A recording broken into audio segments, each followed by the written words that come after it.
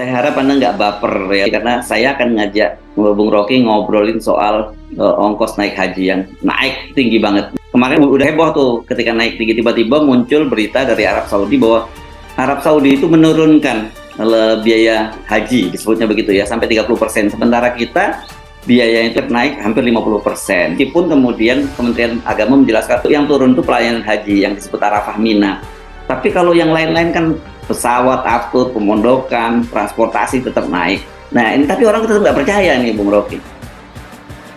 Iya, kan haji itu dikelola negara untuk menyederhanakan prosedur yang rumit kalau harus langsung berhubungan dengan Arab Saudi sebagai penerima tamu haji ini. Yeah. Kita bicara soal polisi itu. Kalau negara mengasuh batin manusia seperti diminta oleh konstitusi supaya tugas negara kan mencerdaskan kehidupan bangsa, memberi fakir miskin. Di dalam dua pengertian itu ada semacam dalil bahwa negara adalah pelayan rakyat. Jadi pelayanan haji adalah bagian dari perintah konstitusi itu untuk melayani rakyat yang mayoritas memang Muslim. Dan bagi mereka yang berniat untuk pergi haji, tentu dia menabung dengan sungguh-sungguh. Karena bagi dia itu adalah satu pengalaman spiritual sekaligus upaya untuk memastikan bahwa hidupnya itu dijamin di akhirat itu. Bukan dijamin oleh negara tuh. Negara hanya menjamin proses untuk pergi naik haji. Jadi filosofinya di situ. Nah, kalau akhirnya negara menaikkan ongkos, itu artinya ada beban yang berat, ada kecemasan, akhirnya orang menganggap bisa-bisa saya nggak bisa pergi haji itu karena ongkosnya naik. Jadi batin yang udah siap akhirnya dibatalkan oleh kebijakan negara tuh. Mungkin dia berpikir, oke, kalau begitu saya nggak akan nabung 25 juta atau membeli antrean 25 juta. Mending mungkin buat anak-anaknya tuh, karena daya beli kurang tuh. Niatnya sendiri udah bagus, lalu dibatalkan oleh kebijakan publik melalui segala macam alasan. Itu yang membuat orang nggak percaya tuh. Kan harusnya di dalam pertimbangan hal semacam ini ada rasa nikmat warga negara bahwa negara tahu tentang kesulitan ekonomi itu. Maka sebaiknya negara berpikir dua kali untuk membangun IKN.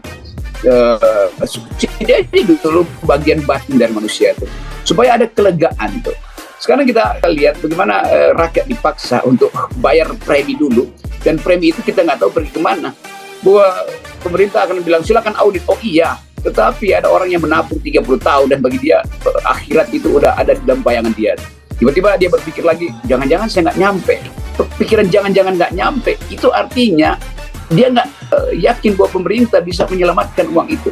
Kalau besok terjadi krisis ekonomi itu, karena kesulitan ekonomi dan kita dipaksa oleh negara-negara kreditur untuk bayar tuh, pasti dipakai uang ini. Dan orang mungkin akan lega juga.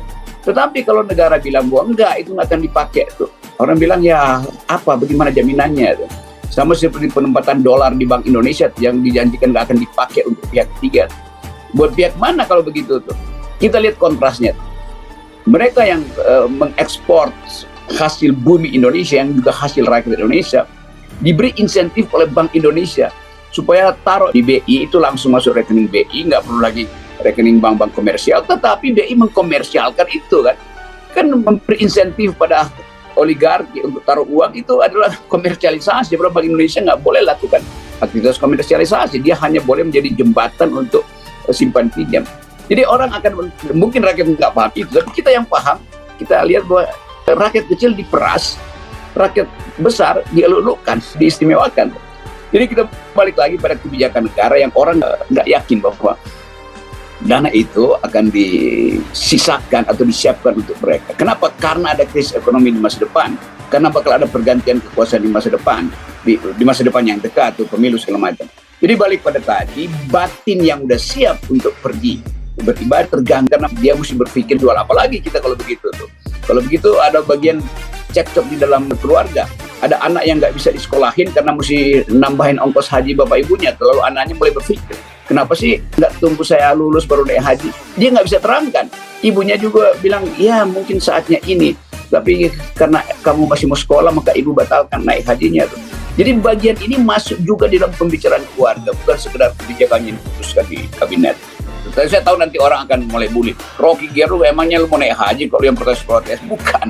Kita mau baca batin orang itu. Mending kita, karena udah biasa kan setiap kali saya ngomong hal beginian, emang lu mau naik haji apa? Kepicikan dan kedangkalan itu membuat kita merasa bahwa orang yang membela kebijakan itu kemudian sekedar melihat haji itu peristiwa teknis ekonomi. Bukan, itu peristiwa berlabuhnya batin pada sesuatu yang suci.